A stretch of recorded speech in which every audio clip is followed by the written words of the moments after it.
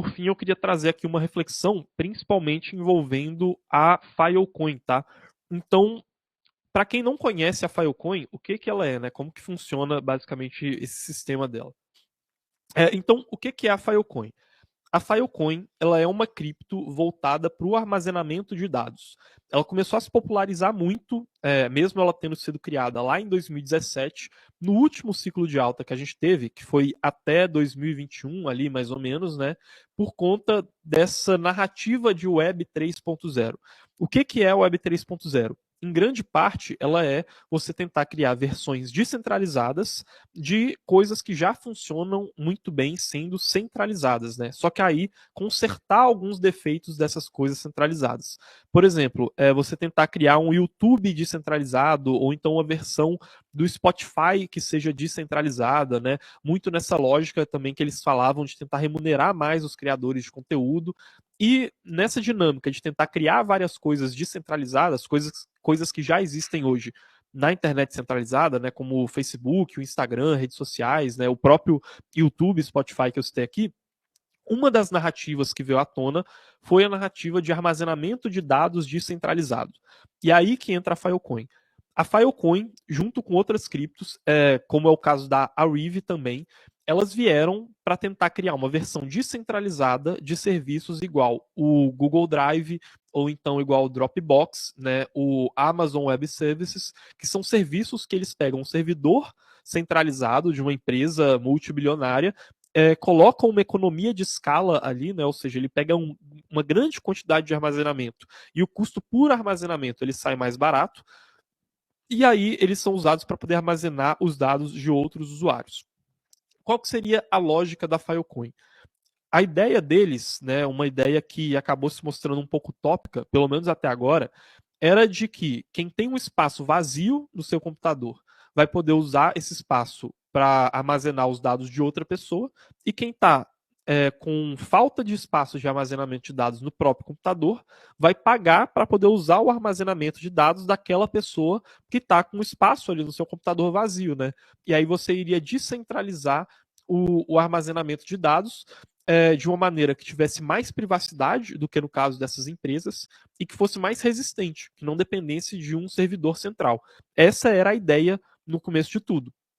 Só que, conforme o ciclo de 2021 ele foi passando, a gente foi entrando de 2022, as pessoas começaram a ficar um pouco mais céticas, foram percebendo e se dando conta que a Filecoin ela não conseguia competir em custos com essas empresas maiores, né, essas empresas tradicionais. Nem a Filecoin, nem a Aarive, tá? Esse era o grande problema delas. O armazenamento de dados, quando a gente divide ele e fraciona dessa maneira, ele fica muito mais caro no final das contas, né?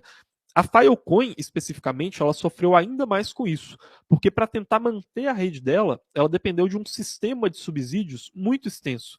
Então, eles precisavam pegar os mineradores, né, que eram essas pessoas que deixavam o espaço de armazenamento disponível para a rede da Filecoin e imprimir criptos da Filecoin para poder recompensar esses mineradores.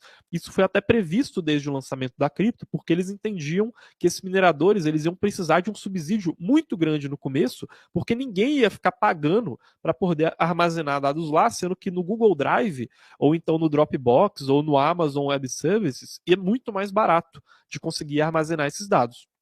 Então a Filecoin ela dependeu desse sistema de incentivos e ainda por cima ela tinha uma governança que se baseava muito em quem tinha mais dessas criptos. Ou seja, no final das contas, quem recebia mais criptos era quem ia votar se iria ou não ser emitidas mais criptos. Né? É um conflito de interesses muito óbvio. E aí, juntando isso com essa questão de custos e a queda que veio com o bear market, a Filecoin ela despencou no mercado, né? E aí ela tá tentando se reinventar, né? Digamos assim. E é aí que vem essa notícia aqui. Essa notícia aqui, inclusive, como vocês devem estar reparando, ela é ali de 2021, né? É de novembro de 2021, quando eles já tinham esse projeto aqui de lançamento de uma máquina virtual para permitir contratos inteligentes dentro da Filecoin.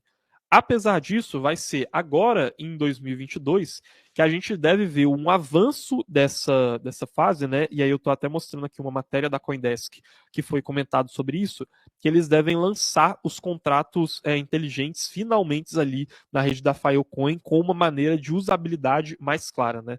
Mas, afinal de contas, o que, que é essa notícia aqui? E aí, voltando para essa matéria aqui no blog da Filecoin, ali do final de 2021. A grande questão é que a Filecoin, ela, como eu estava dizendo, ela começou a buscar maneiras de se reinventar no mercado, de conseguir se manter atualizada.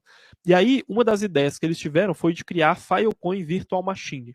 O que, que é uma máquina virtual? Como é o caso da máquina virtual da Ethereum. Ela é o sistema que te permite fazer operações mais complexas, né?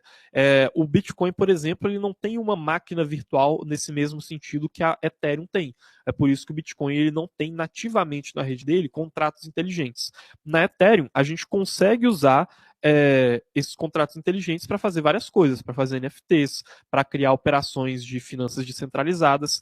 E a ideia deles, criando contratos inteligentes aqui na Filecoin, é justamente conseguir trazer essa programabilidade para o armazenamento de dados. Então, você poderia, por exemplo, programar dados para serem armazenados durante um determinado período de tempo, ou só se uma determinada condição fosse atendida.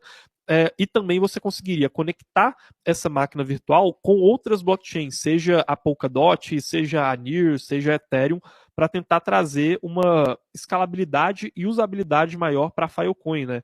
Ela seria ali quase que um tipo de layer zero, né, no pensamento da Filecoin, no sentido de armazenamento de dados, né. Depois, inclusive, eu vou trazer por que essa tentativa de layer zero da Filecoin pode não ser bem sucedida e quais são as criptos que podem, de fato, ter mais chances de dominar esse mercado, tá?